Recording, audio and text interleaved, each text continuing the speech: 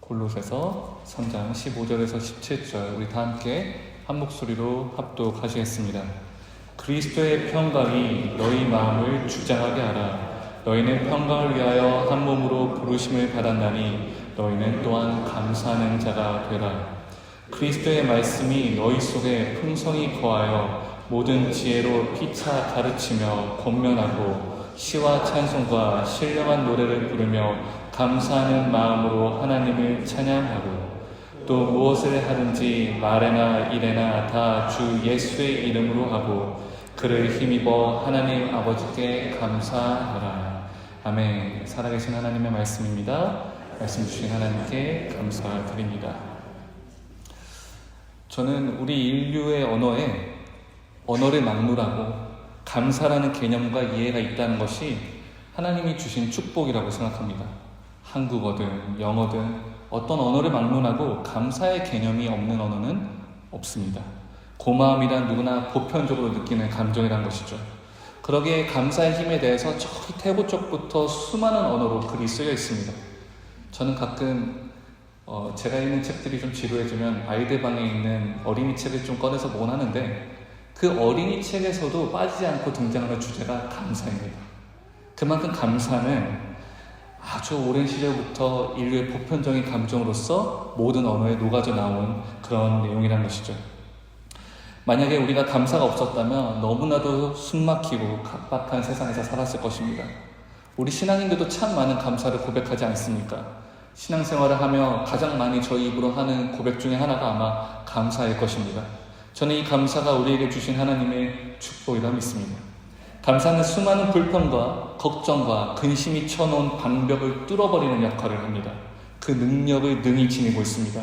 도무지 감사할 수 없을 것 같은 환경에서 감사를 고백하는 것은 우리의 삶을 이 환경이 결코 짓누를 수 없다라는 강력한 선포가 됩니다. 마음이 닫혀있는 상태에서 들리는 작은 감사의 고백 하나, 또 숨가쁘게 몰아치는 이 현대사회에서 저기 들리는 감사 고백 하나, 이 고백들이 우리의 마음을 녹이는 것입니다. 따뜻하게 녹이는 것이죠. 무엇보다 감사는 자칫 내 자신으로만 채워가기 쉬운 이 세상에서 하나님을 바라보는 통로가 되는 것입니다. 하나님이 역사하시는 길이 되는 것입니다. 그러기에 저는 오늘 추수감사주일을 맞아 마음껏 감사하기를 원합니다. 여러분과 더불어 함께 마음껏 감사하기를 원합니다. 또 오늘의 감사가 단 하루에 머무는 감사가 아니라 우리 삶에서 이 감사가 결코 끊이지 않기를 소망합니다. 그런데 한편으로는 감사라는 단어만큼 그 의미의 쓰임이 폭넓은 단어도 없습니다. 너무 넓죠.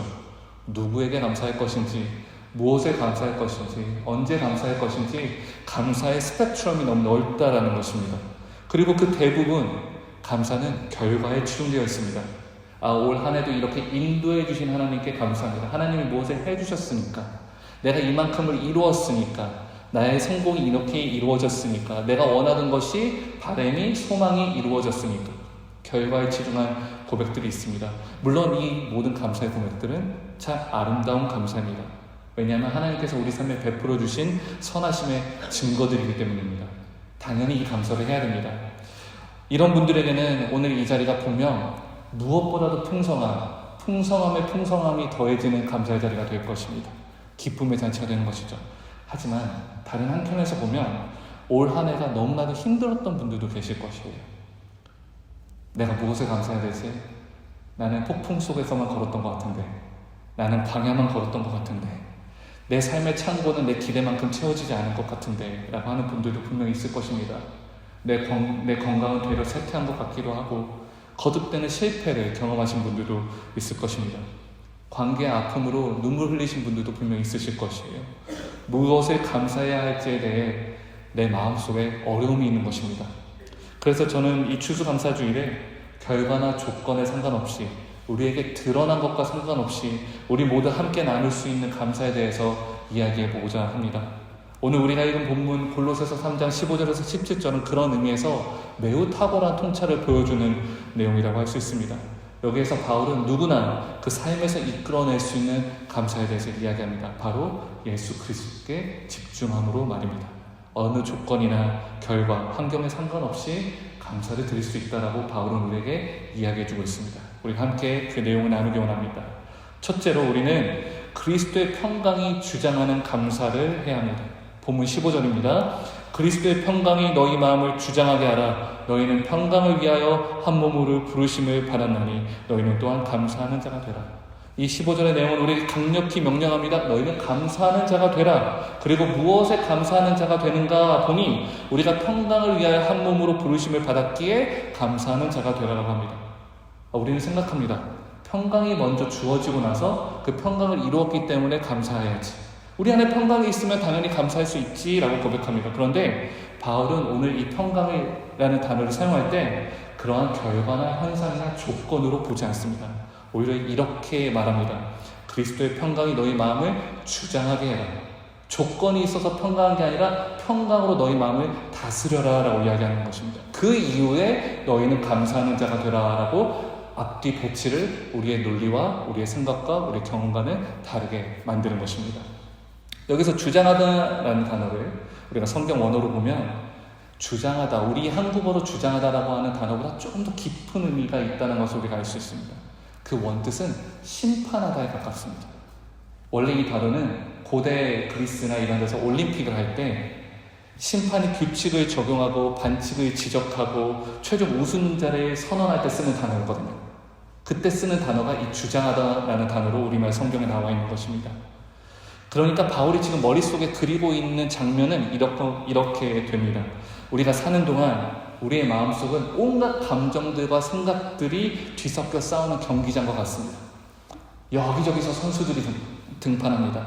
기쁨과 환희라고 하는 선수도 등판하고요. 행복이라고 하는 선수도 등장합니다. 고민과 염려라고 하는 선수도 나도 껴주세요 라고 하면서 이 게임에 한판 싸우기 위해서 등장합니다. 이런 여러 선수들이 등판해서 마치 레슬링 한판 벌이는 것 같은 그런 상태입니다. 그런데 그때 대부분 어느 감정이 승리한지를 잘 살펴보면 보통 외부 환경이 그 게임의 승리를 결정한다는 것을 알 수 있습니다. 여러분 한번 상상해 보실까요? 우리 마음속에 막 온갖 감정이 뒤섞여 있습니다.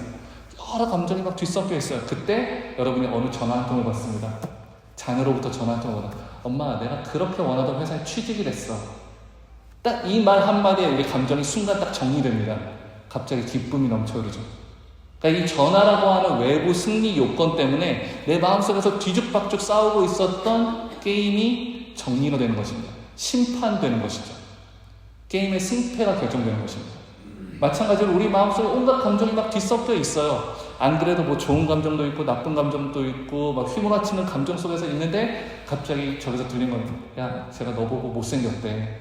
이 말 한마디에 마음이 흔들려요. 나를 비판하는 그 말 한마디에 이때까지 싸우던 감정 속에서 부정적인 감정이 득세하기 시작합니다. 승리가 결정되는 것이죠. 그런데 바울은 이렇게 선포하는 것이에요. 그 심판관의 역할을, 그렇게 승리의 손을 들어주는 심판관의 역할을 그리스도의 평강이 해야 된다라고 이야기하는 것입니다. 우리가 어떤 상황 속에서 어떤 감정이 휘몰아치고 그 사운드 안에 있다 할지라도 우리의 최종 승리를 선포하는 것은 그리스도의 평강이 되어야 된다라고 이야기하는 것입니다. 지금 내 감정들이 벌이고 있는 이 마음의 경기장에서 그리스도의 평강이 여러 모든 감정들 중에서 감사의 손을 번쩍 들어서 너가 승리다. 이렇게 해주는 것이 바울이 그리고 있는 그림인 것입니다.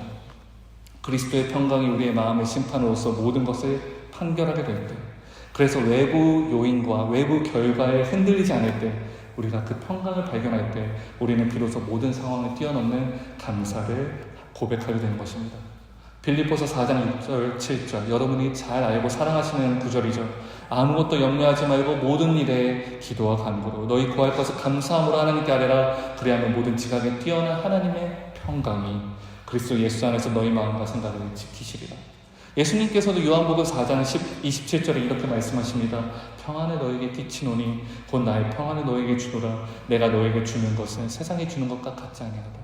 세상이 결코 침범할 수 없는 이 그리스도의 평강이 우리 마음속에 심판관 역할을 할 때 우리는 드러난 결과에 상관없이 내 마음을 흔들려고 하는 어떤 외부 조건과 상관없이 하나님께 진정한 감사의 고백을 내어놓을 수 있는 것입니다. 세상이 말하는 평강은 아무 문제가 없을 때 평강이라고 말해요.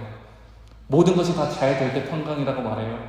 계획했던 것마다 착착 다 진행될 때 평강이라고 말합니다. 하지만 그리스도 예수께서 우리에게 전해주고자 하시는 평강은 폭풍 속에서도 고요할 수 있는 중심을 평강이라고 말씀하고 있는 것입니다. 그 평강을 아는 우리는 어떤 상황에서도 하나님께 감사할 수 있습니다. 그 평강은 이미 채워진 넓은 들판을 볼 때는 풍성함의 풍성함으로 다가오는 것이고, 설령 우리 삶에 빈 곳간이 있을 때라도 모든 불안과 낙심을 걷어내고 우리를 붙드시는 하나님을 보게 하는 것입니다. 그러므로 오늘 여러분의 마음속에 혼돈으로 가득 찬 우리의 삶 속에 그리스도의 평강이라고 하는 이 놀라운 심판관을 초대하시기 바랍니다. 이 게임의 심판, 이 게임의 성공과 실패를, 이 게임의 승리와 패배를 그리스도의 평강에게 맡겨놓는 것입니다. 주님, 그리하여 이 거친 게임에서 내가 승리하여 감사할 수 있게 해주십시오라고 고백하는 저와 여러분이 되기를 원합니다. 두 번째로 우리는 그리스도의 말씀으로 공급되는 감사를 이루어야 합니다. 제가 16절을 읽겠습니다. 그리스도의 말씀이 너희 속에 풍성히 거하여 모든 지혜로 피차 가르치며 권면하고 시와 찬송과 신령한 노래를 부르며 감사하는 마음으로 하나님을 찬양하고. 자, 앞서서 본 내용에서 그리스도의 평강이 우리의 삶의 심판관 역할을 해준다면, 여기서 말하는 그리스도의 말씀은 우리 안에서 감사가 퍼져나가는 공급 시스템, 우리의 삶에서 감사가 나한테서 다른 이웃으로 전파되는 공급 채널의 역할을 해줍니다. 그리스도의 말씀이 너희 속에 풍성히 거해요. 여기서 거한다는 표현은 잠시 머무는 손님으로서가 아니라 내 마음속에 dwell, 차지하시고 주인 되셔서 내 삶의 주인 되셔서 살아계시는 그 하나님의 말씀을 이야기합니다. 그리스도의 평강이 우리 삶에서 심판관 역할을 한다면 그리스도의 말씀은 우리 인격과 생각의 중심에 뿌리 깊게 자리 잡아서 우리 삶의 모든 것을 채우는 감사의 에너지원이 되어야 된다 말씀하고 있는 것입니다. 그런데 왜 그리스도의 말씀이 풍성히 거하는 것이 그렇게 중요하냐면, 그 말씀으로 채워질 때 우리가 모든 지혜로 피차 가르치며 권면할 수 있기 때문입니다. 감사가 없이, 그리스도의 말씀 없이 내가 그냥 내 것을 나눠주려고 하면 반드시 문제가 생깁니다. 내 지혜로, 내 생각으로, 내 경험과 내 지식으로 누군가에게 권면하려고 하면 반드시 문제가 생깁니다. 그러나 그리스도의 말씀을 우리가 풍성히 채워져서 거기서 넘쳐나는 것으로 우리가 피차 사랑하고 가르치며 권면하면 그때서야 하나님의 올바름이, 하나님의 의가 전파되기 시작하는 것입니다. 그래서 서로가 더 좋은 영향력으로 도전하고 권면하고 위로하며 서로 바로잡아주는 그러한 감사의 공급제로가 되는 것입니다. 여러분, 우리가 한 주간 묵상하며 깨닫는 말씀, 그 말씀으로 얻은 위로와 지혜는 나 혼자 먹고 나 혼자 즐기는 그러한 독식하는 재료가 아닙니다. 그것은 영적으로 지치고 굶주린 다른 사람들에게 내어놓아야 되는 감사의 나눔의 요리가 되는 것입니다. 혹시 미국 요리 문화 중에서 팟럭이라고 하는 걸 아십니까? 여러 사람들이 각자 자기가 할 수 있는 요리만큼 갖고 와서 한 자리에 모두 모아놓고 다 나눠 먹는 그런 문화를 팟럭이라고 합니다. 제가 미국 교회에 있을 때 참 많이 경험했던 좋은 문화입니다. 우리가 여기서 말하는 그리스도의 말씀으로 피차 서로 나눈다는 것이 이런 팟럭을 생각하시면 좋을 것 같아요.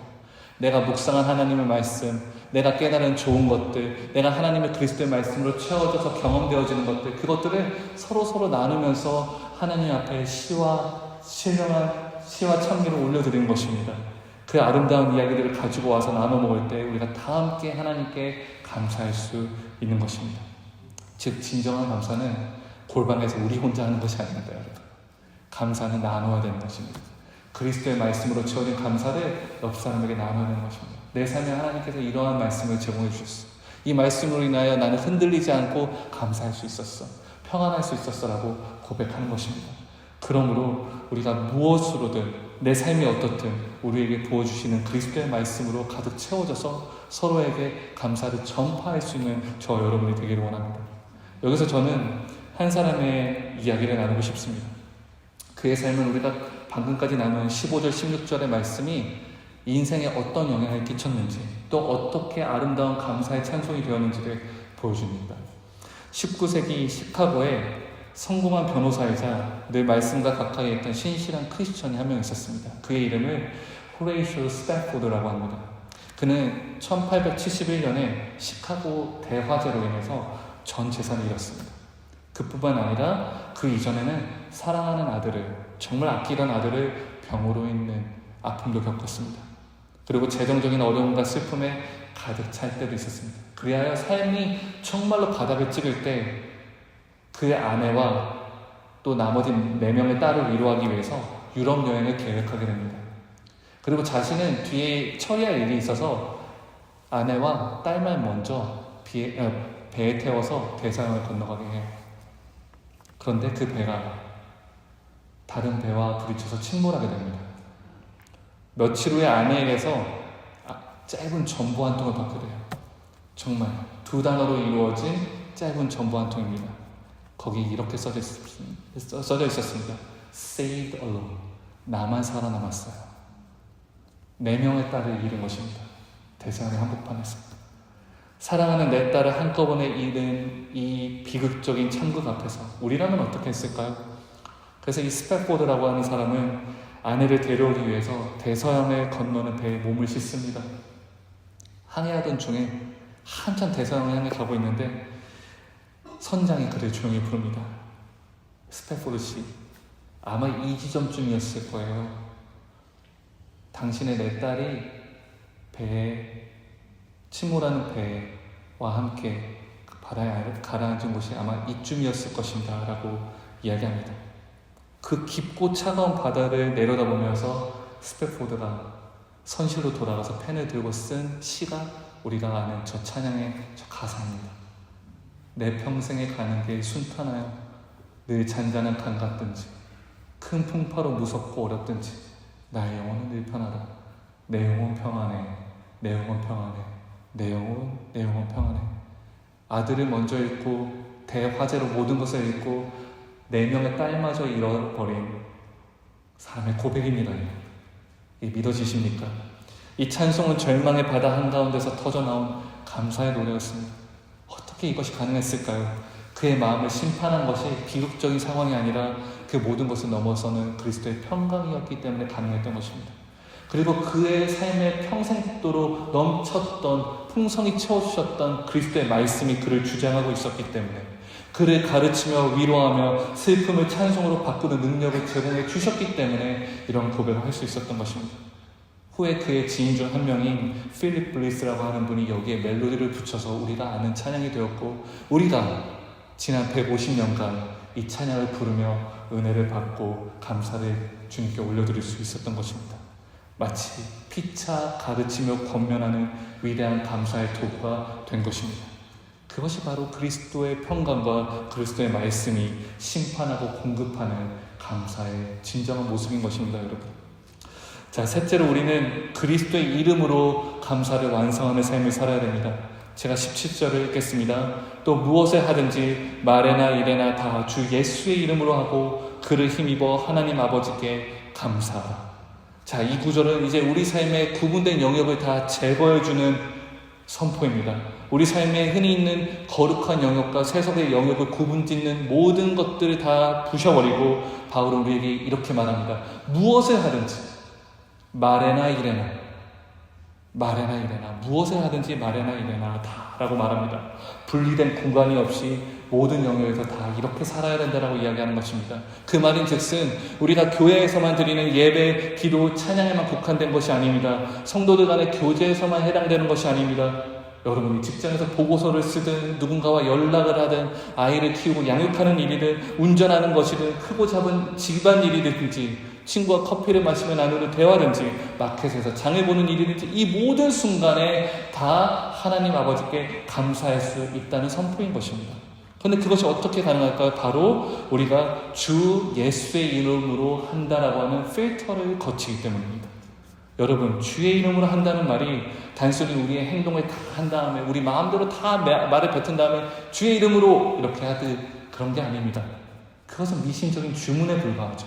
주의 이름으로 한다는 것은 우리의 말과 행동의 시작점에서 끝점이 아니라 시작점에서 이렇게 스스로 질문을 던지며 말과 행동을 하는 것입니다. 이 말을 내가 주의 예수의 이름을 걸고 할 수 있는 말인가? 이 행동을 예수님이 내 옆에서 지켜보신다라고 한다 한들 내가 할 수 있는 행동인가? 내가 떳떳한가? 이 일의 결과로 내가 아닌 주님의 이름이 높아질 것인가를 물으면 아는 것. 그것이 모든 일에, 모든 말에 주 예수의 이름으로 하는 것입니다. 이 필터를 통과할 수 없는 말과 행동은 우리가 하면 안 되는 것이고 이 필터를 통과하는 모든 말과 행동은 아무리 사소하고 평범해 보여도 하나님이 기뻐 받으시는 살아있는 제사가 되는 것입니다. 주의 이름으로 했기 때문입니다.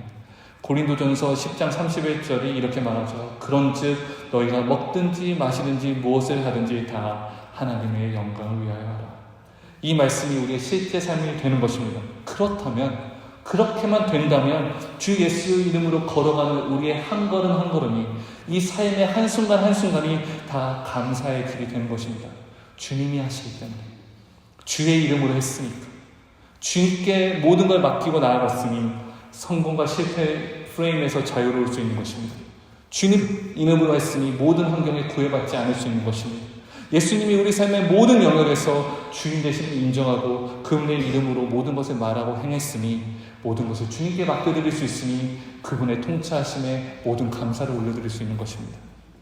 사랑하는 배단의 여러분, 오늘 바울은 우리에게 더더욱 풍성한 추수감사주의를 맞이하기 위해 결과가 아닌 그리스도에게 집중하라고 이야기합니다. 하나님께 집중하라고 말합니다. 진정한 추수감사절은 물론 한 해 동안 받은 복의 목록을 작성하는 것에서 시작하지만 거기서 끝나는 것이 아닙니다. 우리의 삶에서 그리스도의 평강이, 그리스도의 말씀이, 그리스도의 이름이 어떻게 우리를 주장하고 어떻게 우리를 풍성케 하고 어떻게 우리 삶의 중심이 되어 주셨는지 그것을 보고 감사하는 것을 말합니다. 그리스도의 평강으로 감정과 생각을 걸러내시기 바랍니다. 그 안에서 감사의 승리를 선포하시기 바랍니다. 그리스도의 말씀으로 무장되시기 바랍니다. 풍성해지시기 바랍니다. 여러분의 삶을 채우시기 바랍니다. 그래서 넘쳐 흐르는 그리스도의 말씀으로 피차 사랑하고 위로하고 권면하며 그 감사가 퍼져나가게 하나님의 공급 채널을 열어두시기 바랍니다. 그리고 무엇을 하든지 먹든지 마시든지 그리스도의 이름으로 모든 것을 행함으로 감사를 완성하시는 삶을 살아가시기 바랍니다. 그리스도께 올려드리는 감사는, 하나님께 올려드리는 감사는 그 어떤 조건과 결과 및 환경과 상관없이 하나님이 원하시는 감사, 그 감사를 드리는 것입니다. 이렇게 감사하는 사람의 삶에서 여러분, 감사는 결코 끊을 수 없는 것이 됩니다. 매 순간이 감사일 것입니다. 감사를 멈출 수 없게 될 것입니다. 감사하고 또 감사할 수 있게 됩니다. 조건과 환경이 아닌 그리스도의 그 감사에 초점이 있기 때문입니다. 모든 것이 은혜이며 모든 것이 감사이며 모든 것에 평안하며 모든 것에 하나님의 말씀으로 차오르는 것이며 모든 것을 주의 이름으로 하게 된 것입니다. 그래서 우리는 성공의 순간에도 또는 호레이쇼 스태포드처럼 실패와 비극의 순간에도 내 영혼 평안해, 내 영혼 평안해라고 노래하며 하나님께 감사할 수 있게 됩니다. 그래서 이 깊은 바다에 무겁게 내린 닭과 같이 우리의 감사가 우리의 남은 모든 날 동안 하나님께 드려지는 거대한 예배, 거대한 인생의 추수감사 예배가 되기를 주님의 이름으로 축원합니다.